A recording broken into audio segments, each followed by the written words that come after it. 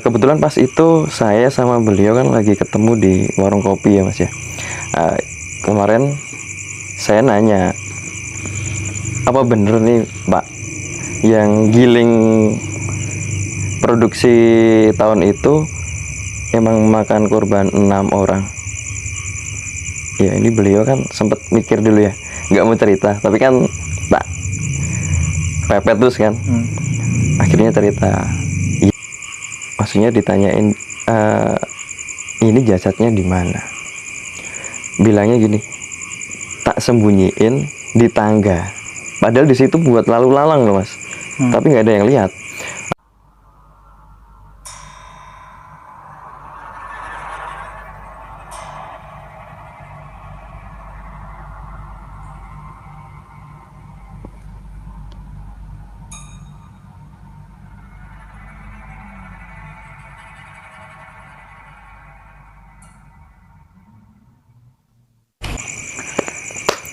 Bismillahirrahmanirrahim. Assalamualaikum warahmatullahi wabarakatuh. Baik lagi di channel Samawe Adventure. Masih di Yogyakarta dan masih di Yogyakarta. Kali ini di sebelah gue ada Mas Tias. Mas Tias ini sama-sama konten kreator horor kita ya. Iya Mas. Sama-sama konten kreator horor. Bedanya Mas Tias itu tidak menampilkan wajah kalau di benar sekali. Benar. Jadi kalau pengen tahu juga cerita horor dari Mas Tias ini, di Instagramnya itu ada cerita horor memedi ya Mas ya. Kalau akun YouTube-nya atau channel YouTube-nya itu Studio Horor. Iya. Jadi buat teman-teman yang pengen dengerin cerita atau cerita-cerita tertulis, Mas Tias suka upload gitu. Ya. Lagi-lagi sebelum masuk ke ceritanya, gue mau promosiin keril dari Armor Camp yang akan launching insya Allah di bulan November dengan seri Samawe. Gitu. Jadi tungguin ya, buat yang mau beli keril tahan dulu, tunggu keril dari Armor Camp seri Samawe keluar. Mas Yas, Iya, gimana Bang? mau cerita pengalaman atau nyeritain sesuatu yang ada di Jogja yang Mas Yas tahu nih? Kayaknya mau nyeritain itu aja sih, sesuatu yang ada di Jogja aja. Deket rumah. Iya, dekat Oke. rumah. Monggo. Mau nyeritain di ini Mas, sebuah pabrik aja ya. Oke. Emang dulunya sih ada beberapa pabrik ya, zaman dulu ya. Cuman yang masih aktif sekarang itu cuma satu. Nah ini kan kalau setiap produksi itu kan setiap setahun sekali, itu jangka waktunya kan 6 bulan sekali ya. Itu kan pasti ada istilah ritual ya Mas ya. Ritual untuk pembukaan pabriknya. Pembukaan tuh artinya mulai Produksi proses ya, produksi lagi. Ya. Nah itu kalau ritual kan memakai ini kayak istilahnya kalau manusia dinikahkan.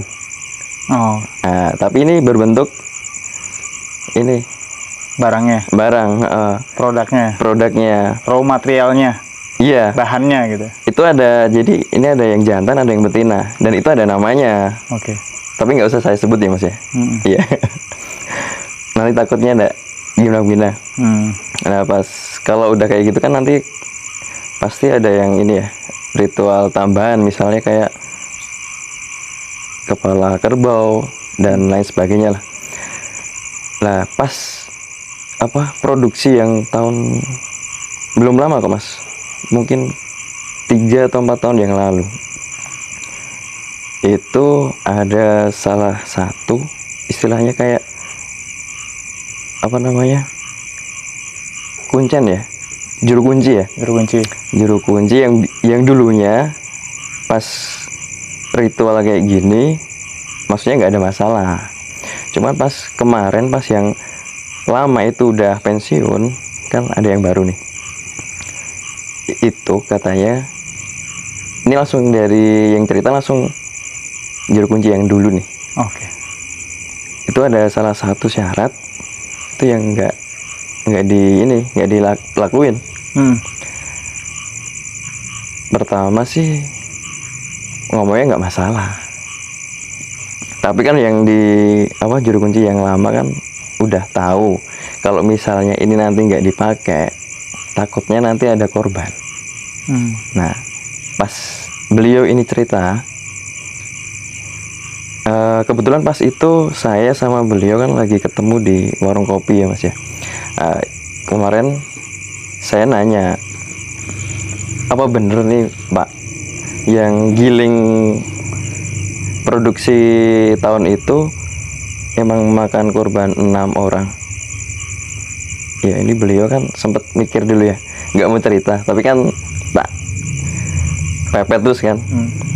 Akhirnya cerita, iya Mas, itu karena ada salah satu ritualnya nggak dipakai. Itu saya udah tahu, maksudnya sebelum ritual mau di apa Nikahkan. itu saya udah tahu kayak ada yang bisikin lah, saya minta 6 orang dari karyawan sini gitu Mas. Nah itu kan udah nggak mau tahu nih Mas, karena kan udah beda orang ya. Udah beda orang, terus udah dilakuin ritualnya. Nah 1 hari pas produksi itu biasanya nggak ada masalah Mas, ini langsung ada masalah. Jadi pas udah ngolah nih, tahu-tahu langsung mesinnya mati. Itu nggak bisa produksi sehari. Bingung kan yang di yang di pabrik, bingung, terutama yang atasan kok nggak kayak biasanya, nggak kayak yang tahun-tahun kemarin, kok bisa kayak gini. Udah di panggilin nih mekanik untuk memperbaiki, tapi nggak ada masalah. Terus salah satu karyawan di sana kan ya tau lah, juru kunci yang dulu kan emang pinter. Datang ke rumahnya, terus dikasih tahu itu ada yang ganggu Mas. Jadi sosoknya itu, kalau Mas Bang Awi tahu pernah lewat pabriknya? Iya pernah. Nah itu kan cerobongnya tinggi banget Mas. Iya. Nah itu makhluknya tuh tingginya segitu, tingginya loh, sedang nutupin cerobongnya Mas. Nah awal mulanya dari situ. Terus yang juru kunci kan datang, yang lama datang di situ, dijawab, maunya apa kok tiba-tiba kayak gini. Ya jelasin yang tadi, karena ritualnya ada yang nggak dipakai. Intinya yang di situ, maksudnya si Mbah Roksanya minta 6, nggak mau diganti, minta 6 dari situ. Nyawa manusia. Iya. Nggak mau diganti kepala kerbau atau apa? Awalnya kan kalau yang dulu kan pernah nih negosiasi diganti pakai ayam cemani itu. Bisa, cuman ini karena ritualnya itu kurang 1 itu, jadi nggak mau, mintanya 6. Udah nggak bisa ngapa-ngapain Mas. Ya udah dibilangin ke atasannya langsung, Pak ini saya nggak bisa bantu, soalnya ada kesalahan sama yang nerusin. yang nerusin. Terus gimana Pak? Saya nggak bisa, pokoknya saya angkat tangan, saya nggak bisa ngapa-ngapain. Nah berbalik, selang berapa hari itu atasannya, maksudnya direkturnya ya, itu kesana ke rumahnya sama temennya, pokoknya minta tolong banget Mas. Sampai itu udah bawa koper Mas, isinya uang ratusan lah. Pak ini saya minta tolong banget, tak kasih segini, tolong bagaimana caranya biar nggak ada korban. Nah di situ udah jelasin, pokoknya dijelasin dari awal sampai pas di situ. Saya mau dikasih berapa miliar pun saya nggak bisa bantu Pak, soalnya ini udah kesalahannya. Ya udah, seiring berjalannya waktu Mas, ini sebenarnya yang 6 korban tadi, ini saya yang ceritain cuma 3 aja ya Mas ya. Yang 3 orang, maksudnya yang 3 korban ini saya nggak mau, soalnya takutnya nanti ini aja sih, soalnya yang beliaunya ini juga mewanti-wanti, jangan diceritakan. Nah yang pertama ini ya masalahnya cuma kecelakaan kerja Mas. Kecelakaan kerja itu waktu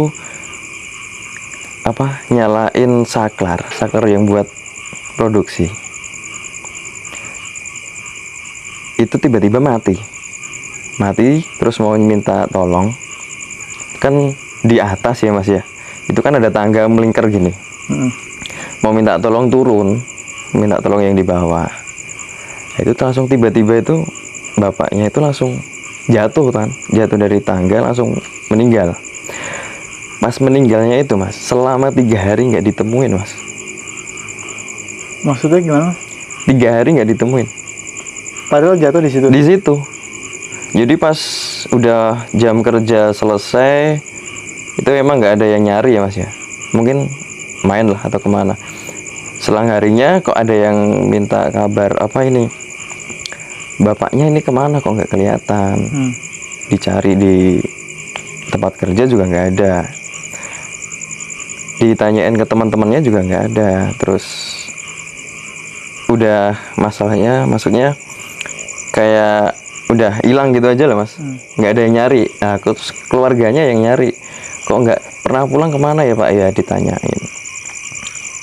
Untungnya yang juru kunci yang lama denger kabarnya, didatengin ke pabrik. Di situ dijawab, maksudnya ditanyain, ini jasadnya di mana? Bilangnya gini, tak sembunyiin di tangga. Padahal di situ buat lalu lalang loh Mas. Tapi nggak ada yang lihat. Udah berapa hari ya Mas ya? Lebih dari 3 hari. Baru kelihatan di situ Mas. Darahnya udah mana-mana. Dari situ langsung dari atasan bilangnya cuman kecelakaan kerja, tapi nggak mau ngomong masalah tumbal. Nah, pas di salah satu tempat pas lagi istirahat ya, itu ada 3 orang. 3 orang itu ngobrol ya Mas, baru istirahat makan ya, bilang gini, buat bercandaan lah. Tapi kan yang di sana kan udah tahu nih, kalau kerja di situ kontraknya kan luar dalam Mas. Paham ya Mas ya? Iya, Oke. Ya, gini bercandanya ngawur lah. Setelah kejadian itu ya Mas ya, bercandanya bilang gini, besok setelah bapak itu yang mati kamu apa aku dulu gitu. Bilangnya gitu, bercandanya loh. Karena kan udah tahu ya kalau di situ emang ya itu tadi antara kontrak luar dalam itu. Buat bercanda kayak gitu, selang waktunya yang bilang kayak gitu tadi Mas, langsung kejadian Mas. Sama kecelakaan kerja, cuman sama yang di pabriknya itu ditutupin. Maksudnya ditutupin itu nggak terus dibilangin ini tumbal atau apalah, kecelakaan kerja biasa. Biar nggak masyarakat sama yang di karyawan yang di situ, terutama yang baru-baru ya Mas ya, itu nggak terus kena mentalnya lah. Nah, yang tumbal terakhir ini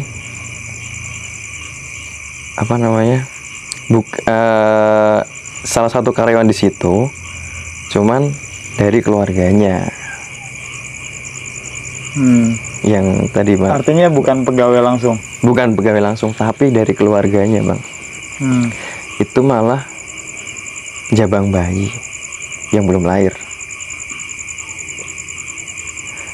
Itu ceritanya gini Bang, jadi pas desas-desusnya 2 orang itu nggak ada karena tumbal, itu yang 1 orang itu udah istilahnya udah kayak batin loh Mas, kok kayak perasaannya nggak enak. Karena kenal sama yang juru kunci yang lama, itu ke sana main ke rumahnya, ya cerita, kok kayak perasaanku nggak enak, kenapa ya Pak ya. Terus dijelasin, tadinya mau ngejelasin tapi nggak enak, takut juga kan Mas, karena kan itu masalah nyawa masalahnya. Akhirnya yang karyawan itu tetap ngotot minta bantuan. Kenapa kok rasanya gerusah-gerusuh, itu dibilangin kalau besok, maksudnya selanjutnya nanti yang diambil itu anaknya. Anaknya masih dalam perut ya? Oh, itu belum lahiran mas. Minta tolong nih, itu udah malam. Minta tolong gimana caranya biar nggak jadi, jangan diambil. Nah itu beliau kan langsung istilahnya kayak mediasi langsung negosiasi sama penunggu sana. Yang bawa Roksol ya? Si Barok saya, tapi disuruh untuk langsung menghadap ke sisir Selatan. di sana negosiasi, tapi bukan yang ini ya, bukan yang apa, bukan yang Kanjeng Ratu ya, tapi yang Blorong. saudaranya. Itu saya bisa istilahnya yang sana mau negosiasi, tapi dengan syarat saya bisa ganti, tapi malam ini siapin 11 ayam cemani. Itu jam 10 malam loh mas. Lewat jam 12 nggak bisa. Udah kelar. Logikanya mas, nyari 11 itu di mana mas?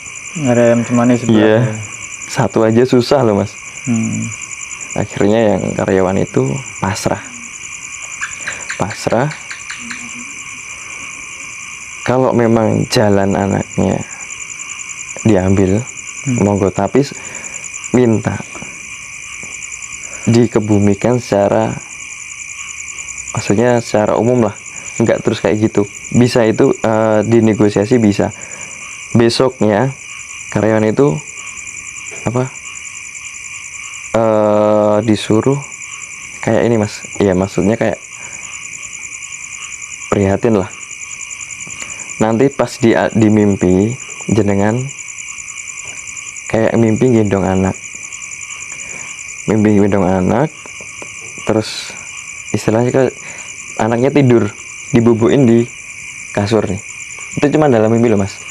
Nah itu maksudnya yang beliau itu mau bantuin apa namanya, rohnya ya mas ya. Nah itu langsung maksudnya dibantuin lewat mimpi, tapi dimasukin ke mana maksudnya mas? Liang kubur. Ke liang kubur. Dari situ langsung karyawannya udah ngerasa nggak ini, udah ayem gitu loh mas, nggak kayak sebelumnya gerusa-gerusuh. Cuman itu sih mas. Artinya itu dalam kondisi hamil berapa bulan? Itu sekitar 7 ya. 7. Iya. Itu meninggalnya dia kayak keguguran atau langsung plak hilang? Itu kalau dari ceritanya sih langsung nggak ada. Jadi ini agak nyambung mas. Gimana mas? Cerita ini ada temanku, baru 2 hari yang lalu, 2 hari yang lalu ngomong sama aku bahwa adik sepupuku kerja di sana, bukan 7 bulan mas, tapi 8 bulan. Oh 8 bulan. Hamil 8 bulan. Besok paginya udah nggak ada. Maksudnya udah nggak ada tuh, sudah tidak hamil lagi. Iya. Apa mungkin yang itu ya mas ya? Iya. ya Belum lagi mas. Soalnya di tempat yang sama yang mas sampaikan ceritanya itu. Kalau kejadian yang itu cuma satu-satunya ya pasti dia. Baru itu sih mas. Iya itu. Soalnya dari sekian lama yang paling banyak itu baru itu mas. Terus ada yang kelewat. Tapi yang kedua kecelakaan kerjanya kayak apa mas? Yang mana? Yang kedua, yang korban kedua. Itu serem sih mas. Jadi kayak kegiling. Oh. Kegiling mesin. Iya. Tapi kan emang disembunyiin ya, nggak di expose keluar. Nggak tahu. Nah oke. Ada pertanyaan lagi yang mungkin dari teman-teman naga. Iya gimana? Ganjil. Kontrak. Iya. Kontrak luar dalam biasanya kontrak luar dalam. Artinya pasti kenapa teman-teman pasti banyak yang bertanya. Kalau emang udah tahu pabriknya kayak gitu, kenapa sih masih pada kerja di situ gitu kan? Iya masalahnya apa ya mas ya? Karena kebutuhan sih mas. Karena kebutuhan. Iya. Ya kan, jadi mau nggak mau lah. Iya. Ya daripada nggak kerja di situ. Nah pada saat kerja di situ di kontrak luar dalam, artinya Dalam tanda kutip ya mas ya. Iya, dalamnya itu dalam yang lain. Gitu. Kontrak pertama dengan perusahaan secara real Iya. kan. Kontrak kedua bahwa kamu kerja di sini, ya risiko apapun yang terjadi di pabrik ini ya udah ditanggung. Gitu ya. Iya. Ngeri banget ya kerja di situ. Ngeri banget kerja di situ. Tapi ini juga sih mas, kayaknya udah nggak ini ya, dari kabar-kabar kayak gitu udah pada nggak mikir sih. Iya. Maksudnya nggak mikir tuh saya mati ya bukan karena itu, Iya. karena emang udah takdir. Udah takdir ya. Iya. Ya berarti kan dikembalikan ke masing-masing manusianya ya. Kita meyakini hal itu atau tidak ya itu urusan masing-masing. Artinya iman tetap sama Gusti Allah kan. Iya. Gitu. Bener. Jodoh mati rezeki udah di tangan beliau, di tangan beliau, di tangan Allah gitu kan maksudnya. Jadi pasrah lah. Iya. Yang tiganya nggak bisa mas ya? Nggak bisa mas. Soalnya terlalu ini banget sih. Terlalu brutal ya. Terlalu brutal. Nanti, Mungkin lain kali bisa sih mas, saya mau cerita yang juru kuncinya ya. wah kayaknya menarik. Apa bisa ketemu juru kuncinya sekalian gitu? Kayaknya nggak mau, cuman nggak mau cerita. Oh. Iya. Tapi kalau cerita langsung nggak direkam mungkin mau ya? Iya mau mas, soalnya kan beliau takut. Takutnya itu dalam artian nggak diekspos saja udah serangannya banyak, apalagi terekspos. Mudah-mudahan nggak diserang ya gitu Iya. sama WhatsApp anjir. Kalau ngangkat cerita ini. Ada sih mas kejadian yang serem tapi lucu mas. Oh buat mas. Beli di sini atau di lain waktu nih? Panjang? Nggak apa-apa ya, tambahin aja. Ini sebenarnya ya cerita lain ya dari pabrik tadi. Maksudnya yang juru kuncinya itu yang masih kerja di situ. Itu ketiga hari istilahnya diteror atau gimana ya mas ya? Teror ya, teror genderuwo. Jembatan Bang Awit pernah lewat pasti ya, jembatan yang kalau mau ke Oh wah. setelahnya kan itu lewat jembatan tuh. Oh iya. Ah. Itu 3 hari diteror genderuwo. Intinya mau dibunuh buat diambil pusakanya yang ada di dalamnya. Yang pertama kan kalau orang biasa ya mas ya, dicelakain kayak gitu pasti entah kecelakaan atau meninggal ya. Tapi kalau yang ini kan cuman kayak ada Senggol gitu. kesenggol sama suara kayak ledakan tuh mas, tapi nggak ngapa-ngapa. Pulang masih mikir ini tadi kenapa kok diserang, padahal nggak ngapa-ngapain. Hari berikutnya lewat lagi situ, diserang lagi. Pertama baru tatap-tatapan nih mas, maksudnya apa kok nyerang lagi. Baru jelasin kalau genderuwo itu mau bunuh bapak itu, mau ngambil pusaka. Buat apa? Nggak mau cerita, nggak mau ngomong. Intinya mau bunuh itu, ngambil pusakanya. Nggak mau cerita, tinggal pulang. Hari terakhir yang ketiga, ditungguin nih sama bapaknya di jembatan. Emang ditungguin itu mas, buat ngelarin masalahnya kenapa kok mau bunuh saya, diceritain. Jadi ini ceritanya gimana ya? Ada lucunya sih mas. Nggak apa-apa. Jadi bapaknya bilang gini, kalau memang butuh bantuan ke rumah saya aja, nanti tak bantu. Besok pas purnama kamu sama rojomu moro neng omahku. Udah ditungguin, singkat cerita udah ditungguin di rumah. Dateng kan, yang datang itu keluarga bang. Jadi keluarga itu keluarga genderuwo, bapak, ibu sama anak. Digendong nih genderuwonya, anak genderuwonya. Ditanyain, masalahnya apa? Kok kemarin kamu minta anak buahmu mau bunuh saya? Dilihatin ya anaknya. Jadi kalau kayak manusia kena air panas, kesiram air panas itu kayak melepuh ya. Nah itu sama bang, anak genderuwonya ini melepuh, cuman kan banyak bulunya ya, tetap kelihatan melepuhnya. Nah di situ kan bapaknya ya mau ketawa tapi ditahan lah. Lucu ya. ini kok bisa kayak gini, kenapa? Jadi ceritanya gini, pas lagi di pantai selatan Parangkusumo ya, Parangkusumo. itu pas malam, ceritanya pas malam ada apa,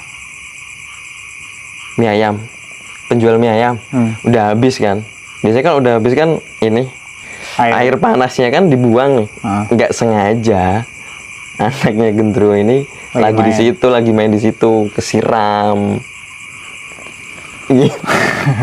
Oh, makanya banyak ipat-ipat orang tua bahwa kalau buang air panas malam hari jangan sembarangan. Jangan disiram, tapi diletakin di lantainya baru dituang begitu. Atau didiamkan dulu sampai dingin baru dibuang. Saya kan pas diceritain kayak gitu kan juga ketawa ya Bang ya. Ternyata maksudnya dunia gaib itu juga kayak manusia, maksudnya bisa rekreasi gitu. Ke pantai ya? Ke pantai. Siram air panas tapi ujung-ujungnya. Nah itu terus dibantuin cuman didoain sama diolesin air yang udah didoain loh Bang. Langsung sembuh. Gondoruo datang ke itu ya? Datang ke Kuncen. Terus bilang gini, besok nek sampean mau minta tolong, panggil namaku. Jadi kayak mau balas budi ya. Sebenarnya ceritanya banyak sih Bang kalau sama bapaknya ini. Ya kapan-kapan kita main ke sana Mas. Boleh. Ya teman-teman, jadi ada penutup cerita lucu dari keluarga Gondoruo yang kena air panas bekas mie ayam gitu kan.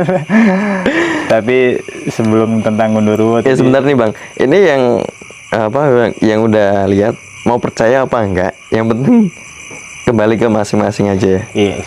Ya, pokoknya iya, kita kan kadang-kadang cuma sharing apa yang kita alamin. Kalau hal-hal kayak gini kan nggak bisa semuanya ngalamin hal yang sama Mas. Bener. Perihal meyakini atau tidak ya kita kembalikan ke teman-teman. Kalau misalkan memang tidak meyakini, ya anggap aja ini sebuah dongeng. Kalau misalkan meyakini, ya sudah, apakah mungkin karena dia juga pernah mengalami hal yang sama atau tidak. Tapi yang jelas itu semuanya tidak merusak atau tidak mengganggu keimanan kita pada Allah Subhanahu wa taala. Terima kasih teman-teman sudah nonton cerita di channel Samaewa Adventure. Salam santai. Assalamualaikum warahmatullahi wabarakatuh. Waalaikumsalam.